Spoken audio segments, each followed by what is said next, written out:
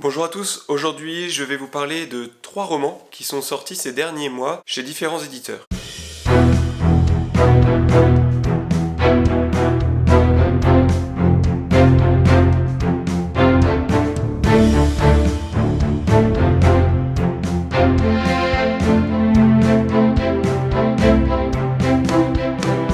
Le premier, c'est cet ouvrage, La Grâce, où l'auteur Thibaut de Montaigu nous raconte une partie de son histoire, nous partage un moment de foi, ou plutôt de comment il a découvert la foi, sans dévoiler l'intrigue du livre. Donc c'est l'histoire de Thibaut, l'auteur lui-même, qui commence par parler d'une dépression. En fait, il est dans un état de dépression à un moment de sa vie, et pour sortir de cette dépression, sa psy lui dit « Écoutez, monsieur, il faut vous intéresser à une histoire, à une nouvelle histoire, pour que vous puissiez sortir de votre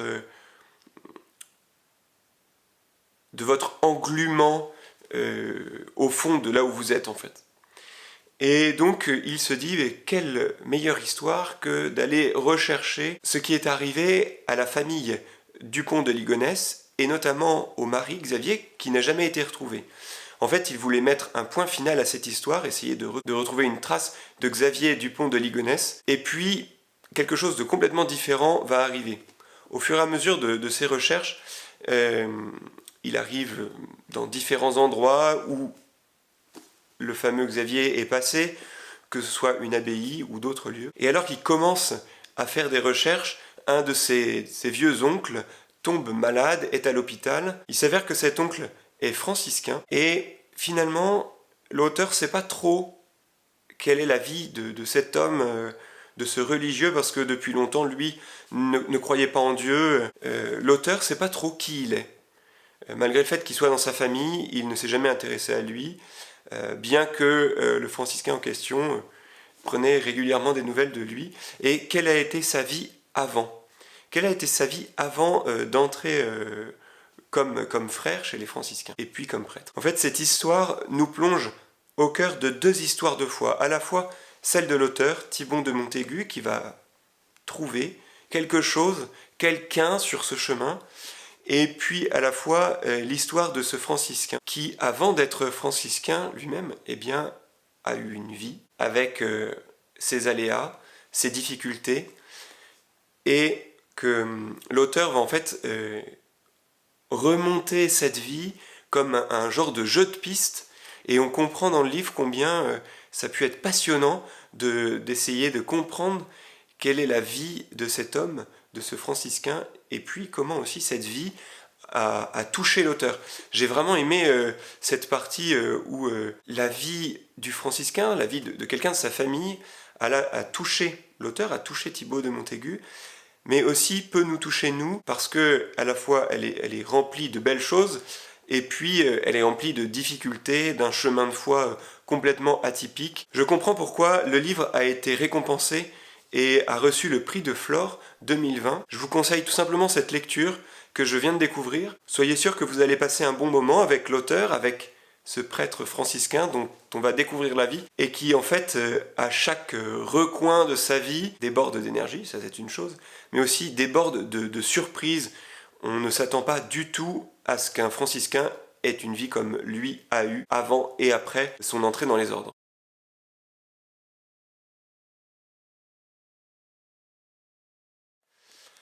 Le deuxième roman dont je veux vous parler aujourd'hui, c'est L'Enfer de Gaspard Koenig. L'histoire est assez simple, c'est l'histoire d'un homme qui meurt et qui arrive dans un lieu, qui croit arriver au paradis. Très vite, la 4e de couverture nous le dit, mais très vite il s'aperçoit que peut-être il n'est pas au paradis. Mais cet économiste a eu de nombreuses théories tout au long de sa vie, que le roman nous expose. En fait, il s'aperçoit que toutes les théories qu'il a mis en place et qu'il a voulu un peu imposer à la société qui l'entourait, eh bien, se retrouvent dans ce lieu où il est. Voilà, ce lieu où il y a une certaine envie, ou disons plutôt besoin de consommer. Comment dans tous ces aéroports, et oui, en fait, le lieu où il arrive, c'est un aéroport, un réseau d'aéroports. Comment dans tous ces lieux, dans ce réseau, eh bien, il va pouvoir trouver la place, en fait, d'exister lui-même. C'est une belle réflexion philosophique. C'est un roman, mais c'est aussi une réflexion philosophique, à la fois sur l'existence de soi, comment j'existe moi, alors comment j'existe moi dans ma vie, aujourd'hui alors que je suis vivant, mais comment du coup j'existerai peut-être ou pas dans celle qui suit. Ce roman philosophique nous apprend aussi simplement à peut-être avoir un autre regard sur le monde qui nous entoure, sur la société que l'on construit, et pour ça j'ai envie de dire qu'il est assez efficace. C'est, je crois, un bon livre de carême, une bonne lecture de carême, parce que ça peut vraiment nous permettre peut-être de reconsidérer notre environnement et comment on évolue dans notre environnement. Très bonne lecture donc.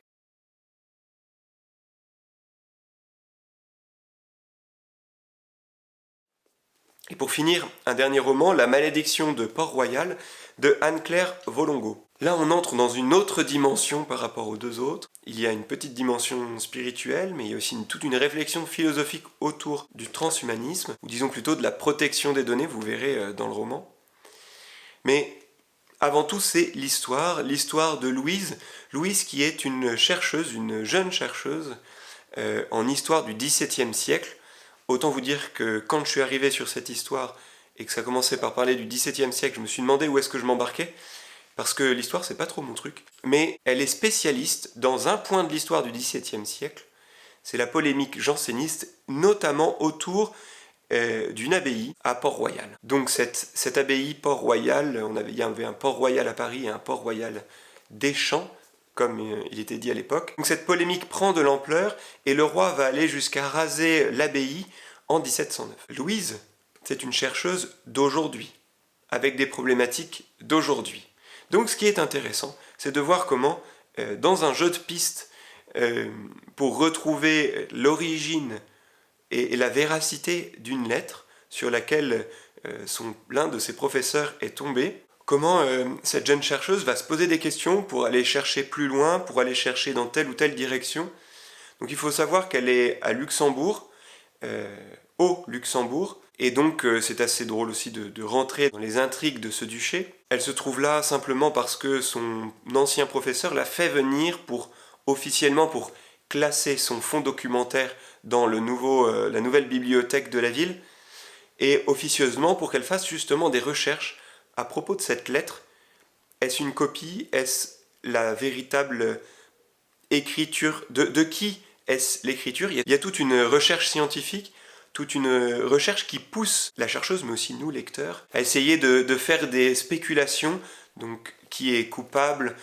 Qui a écrit quoi? Comment il a pu réussir à introduire cette lettre jusqu'au roi Louis XIV. On s'attache très vite à ce personnage, à Louise, mais aussi à tous les personnages qui tournent autour.